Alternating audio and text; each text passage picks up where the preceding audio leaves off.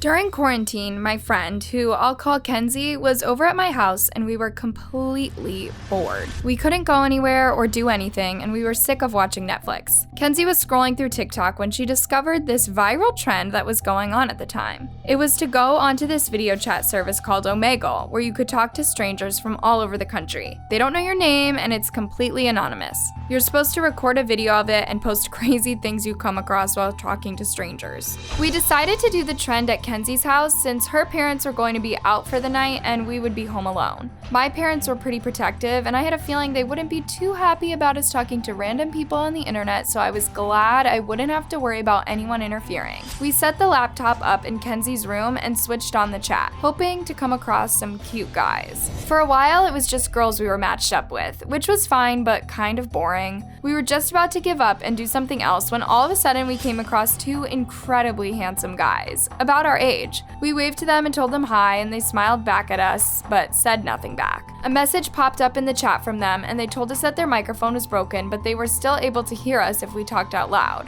Of course, we agreed, and they began asking us basic questions about how old we were, where we were from, and what we did for fun. They said their names were Cal and Adam. We were surprised to find out that they only lived about a 45-minute drive from where we were from.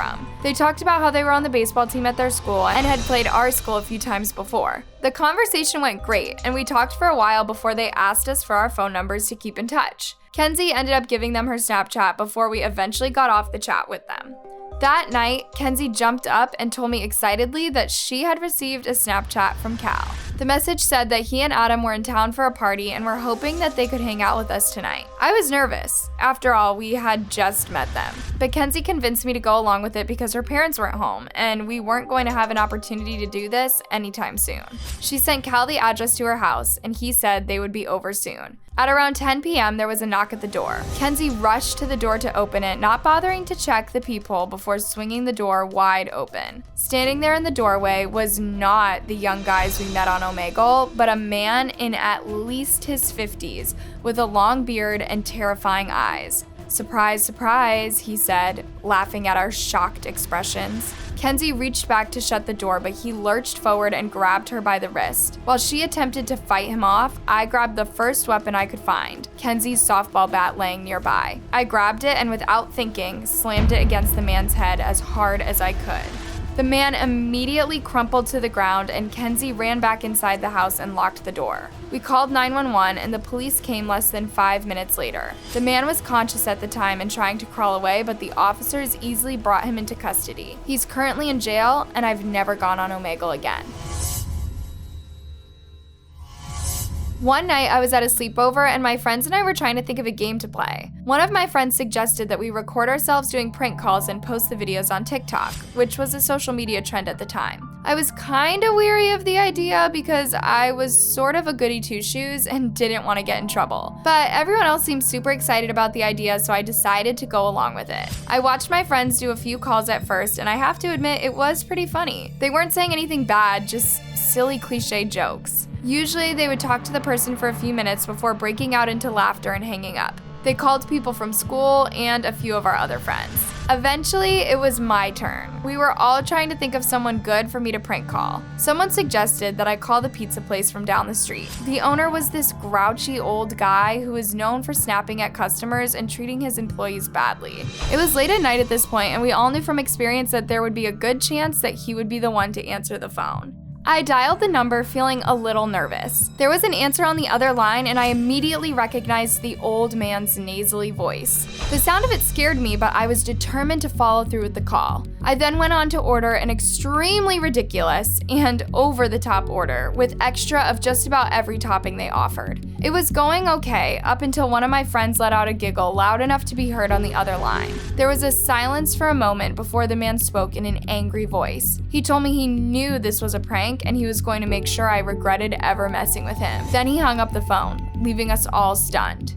We were shocked that someone would react like that to what was clearly a harmless prank. We decided it was best to call it quits on the prank calls for the night and watch a movie instead. But about 30 minutes into the movie, I got a text from a number I didn't recognize. I clicked on the message, and when I read it, my stomach dropped. It read, "I know who you are and what you did. You'll be getting payback." I read the text aloud to my friends, and we were all really creeped out. It had to be the man from the pizza place. There was no doubt. But I had hidden my number when dialing, so it didn't make sense that he had somehow tracked me down.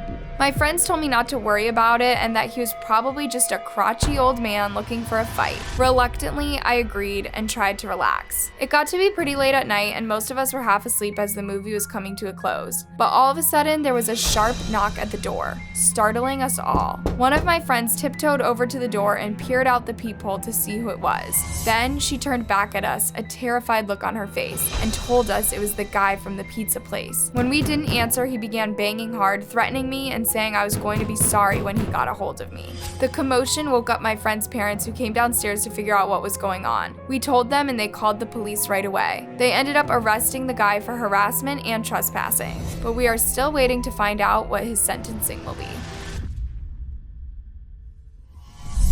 During quarantine, there was a popular app at the time, which I won't name due to the many reports that have since come out about how dangerous it can be. Basically, the gist of it is that you ask a question to the universe and try to manifest an answer. Then, the app gives you directions to a nearby address that you're supposed to go to. When you get there, you're supposed to find the answer you're looking for. I know it sounds super far-fetched and silly, but I had kept hearing cool stories about it on social media, so I was really interested to try. Plus, it would be a break from the boredom we had all been experiencing during quarantine.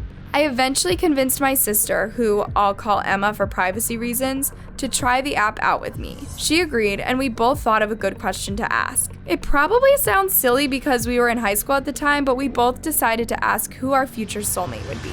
The app gave us an address, and it was only 20 minutes away from our house. We set off on our way, giggling and talking about what we expected to find during our adventure. We drove around until eventually the GPS led us out into the country. There were mostly farmhouses and fields with crops. The GPS led us down a dirt path and I began getting concerned that we were trespassing on private property. But at this point, we were committed to reaching our destination, so I kept driving. We reached the old barn and the GPS notified us that we had arrived at the correct address. Hesitantly, we both got out of the car and looked up at the barn, which looked pretty dilapidated and abandoned. We walked towards it, glancing around to be sure no one was following us. The barn was dim with only a little bit of sunlight streaming in. What we saw when we walked inside shocked me to my core. Every wall was covered with terrifying looking graffiti and images of people being tortured. Whoever had drawn the images was clearly deranged. Emma and I were still processing everything when all of a sudden we heard a blood-curdling scream from somewhere towards the other side of the barn. It was enough to make a shiver run down my spine. My sister and I immediately turned and began sprinting back to the car, never looking back at the barn. We got in the car and drove home immediately. We ended up filing a police report, but when police searched the barn the next day, they found no signs that anyone had ever been there.